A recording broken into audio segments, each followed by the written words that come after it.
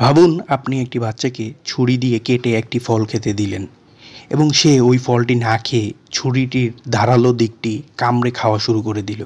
এতে করে তার দাঁত, মাড়ি কেটে রক্ত বের হওয়া শুরু হয়ে গেল।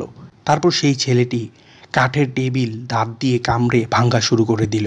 এতে করে তার দাঁত ভাঙা শুরু হয়ে গেল, কিন্তু সে কোনো প্রকার ব্যথা অনুভব করছে না এবং সে কাঠ চিবিয়ে চিবিয়ে খাওয়া শুরু করে দিল।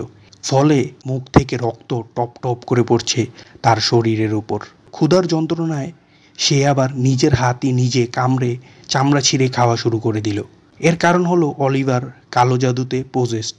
ভায়োলেশনে ভরপুর এই সিনেমাটির নাম ব্রিং হার ব্যাক। 2025-এই রিলিজ পেয়েছে মুভিটি। মুভির কাহিনীটি শুরু হয় সাইকোপ্যাথ বাবা মারা যাওয়ার পরে অ্যান্ডি ও তার অন্ধ স্টেপ সিস্টার পিপারকে নিয়ে আলাদা থাকতে চায়, কিন্তু এখনও অ্যান্ডি আর পিপারের 18 বছরই পূর্ণ হয়নি। অ্যান্ডি এখনও ঘুমের মধ্যে বিছানায় প্রস্রাব করে দেয়। তো গভর্নমেন্ট চাইল্ড কেয়ার থেকে তাদের লরা নামের এক কাউন্সিলরের কাছে দত্তক দেওয়া হয়। তারপর অ্যান্ডি লরার আরেক ফস্টার সন অলিকে দেখতে পায়। অলি হলো সেই যে আসলে লরার কালো জাদুতে পোজেসড হওয়া একজন অসহায় ছেলে। অলি পোজেসড হয়ে নিজের শরীরকে বারবার ক্ষতবিক্ষত করে থাকে।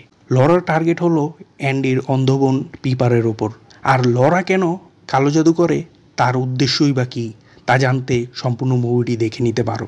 তো যারা একেবারে ভায়োলেটেড ব্রুটাল সিন দেখতে পারেন বা এমন মুভি সাজেশন হিসেবে খুঁজছেন, আমার সাজেশন তারাই এই মুভিটি দেখবেন। ব্রিং হার ব্যাক 2025-এ রিলিজ পেয়েছে।